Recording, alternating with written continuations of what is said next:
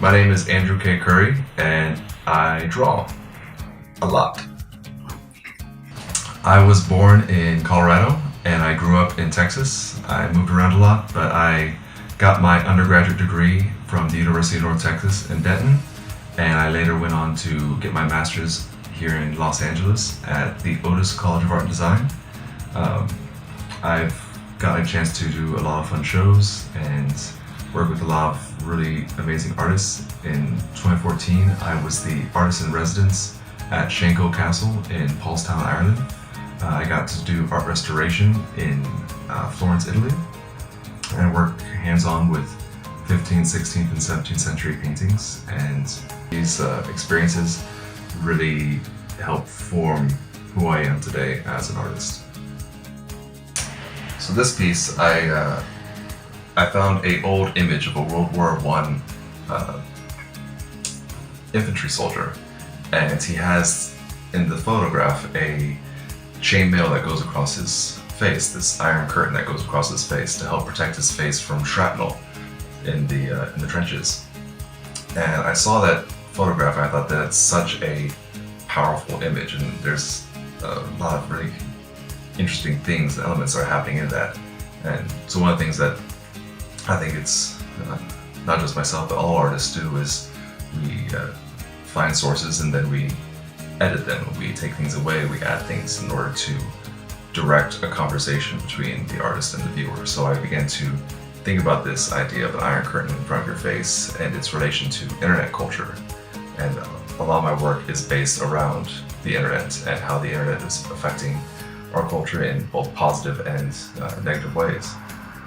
And so the idea with this is often the avatar, the digital version of the self that exists on the internet, how you present yourself, the form of yourself that you create to represent you when you go online, when you write a message on a blog. And it's always a glorified version of the self. You never really accentuate your defects, your scars, anything else that really gives the character of what you are. So it's this idea of a glorified version of the self, but we can never really see who the other person is that we're talking to, as if we already have this iron curtain in front of us, much like this image of the guy with the chainmail, with the iron curtain in front of his face. For the Caravaggio piece, the Medusa, that was the piece in which I was starting to question ideas of the avatar and what it means to present yourself online, and also consider with that emoticons and how, when you break down what an emoticon is, it's a 2-penny self-portrait that you send of yourself. It's using as little characters as possible to represent complex emotions. And so it's this kind of crazy thing that we send these emoticons off willy-nilly without little consideration. When we receive them in a text, we stress over them, analyze what they mean and what the infliction is. We add them on to help to do a kind of vocal shift in our text, but I also see it as kind of putting up a false front, because you can easily be lying behind that. You can send a smiley face and really deep down you're not super happy. You can send a frowny face when in actuality you are actually completely rageful, which that's kind of what the Medusa piece is. It's based off Caravaggio's Medusa at the Uffizi in Florence. And when I was living in Florence, I got to see it, and it is pretty incredible. And one of the things I didn't realize is that the painting itself, the original painting, is domed. It's on a shield, and it was meant to be seen as a shield. When I was paraded through the streets, this painting on this metal dome, I think, and the whole reason it was the Medusa on a shield was because it was meaning to call back the myth of Perseus and how he had the mirrored shield, and he went and fought the Gorgon Medusa, and Medusa saw her reflection in the shield, and so that became kind of a trend for a while of people having shields that had Medusa on it. And so I did this drawing. I made sure this drawing was exactly the exact same proportions of Caravaggio's Medusa, because that idea of what a emoticon is, it is an aspect, a shield. It's putting up a false front of what you are, of what you're doing, what you're feeling. It's an emotional barrier that you're presenting. They're literally about two self-portraits of ourselves. They're a false representation. And so by taking the time to gold leaf that, to glorify these portraits of ourselves that we just kind of toss at the wayside, that becomes kind of a powerful statement of how we are portraying ourselves to those around us, how we are portraying ourselves digitally, and how we are communicating with each other. Well, I guess I would describe myself in relation to the artwork I do as a type of contemporary medievalist, which is someone who researches and obsesses over random bits of information from old European history, specifically around the Middle Ages. I found in my research that there was a old Viking king named Harald Bluetooth, and I thought that was kind of a funny name. And if the people who created Bluetooth technology, if they knew there was a old Viking running around with their name, and after a bit of research, lo and behold, I discovered that's the whole reason why our Bluetooth devices are called Bluetooth, is because the Ericsson company in, I think it was Norway, that developed Bluetooth technology, they wanted to use that as a name because Harald Bluetooth helped open up communication between all these different warring tribes. So I thought, it's kind of a funny thing how nowadays you can use a Bluetooth device to hack into someone's phone, and you can use it to seize their photos and their bank accounts and their money and all their personal information, pretty much using a device named after an old Viking king to commit contemporary acts of Vikingry. And you can use it to go raiding on people's personal devices. And that kind of, I guess, dichotomy, or that kind of paralleling of history of the ancient and the contemporary, to our new Vikings that are raging around Hollywood and seizing all these starlets' personal information. It's terrifying, but it's kind of a dark comedy that's happening. I used a old chess piece. They have this chess piece called the Berserker, and it's this old Viking that's biting down their shield, that's just going crazy. And it eventually became our common day rook that we use in chess.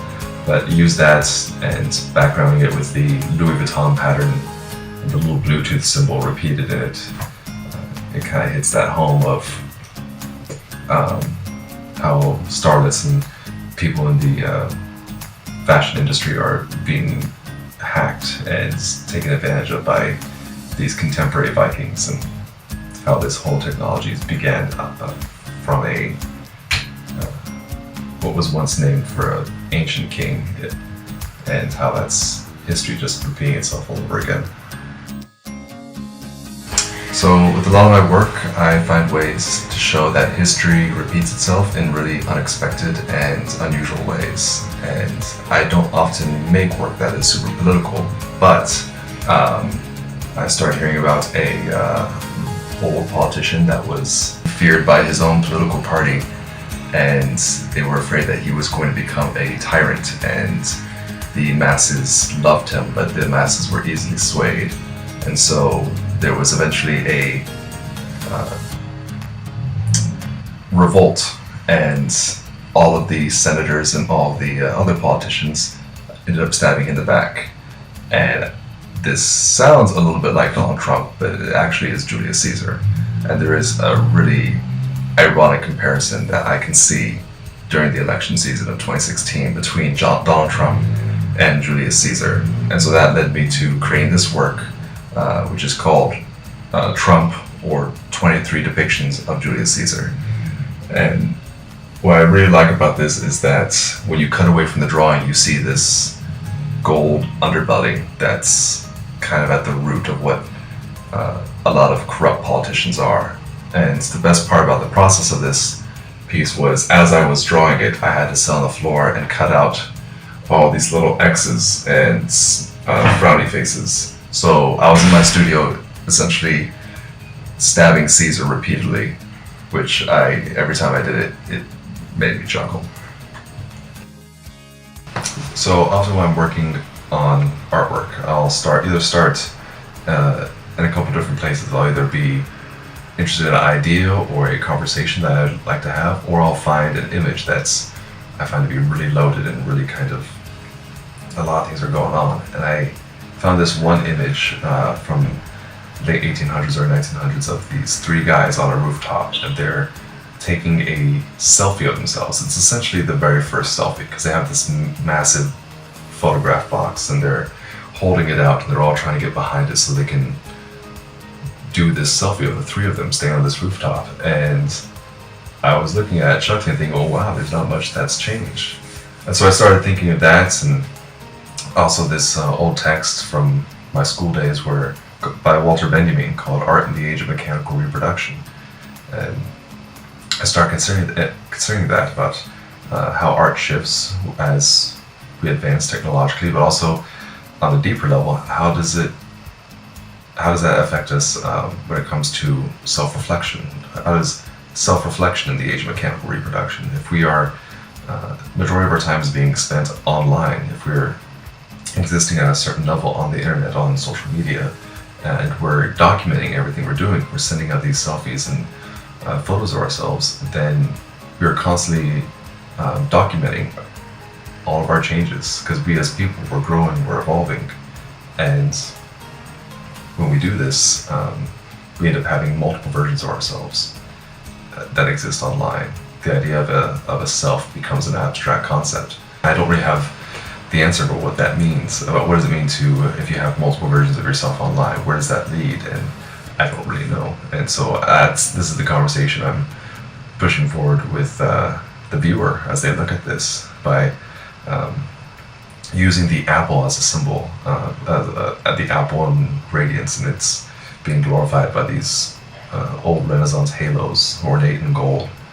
The apple itself, you have Apple computers and Newton's apple, which was a great sign of science and technology, and then you have originally the fruit of knowledge, the apple tree, or the apple representing the tree of knowledge.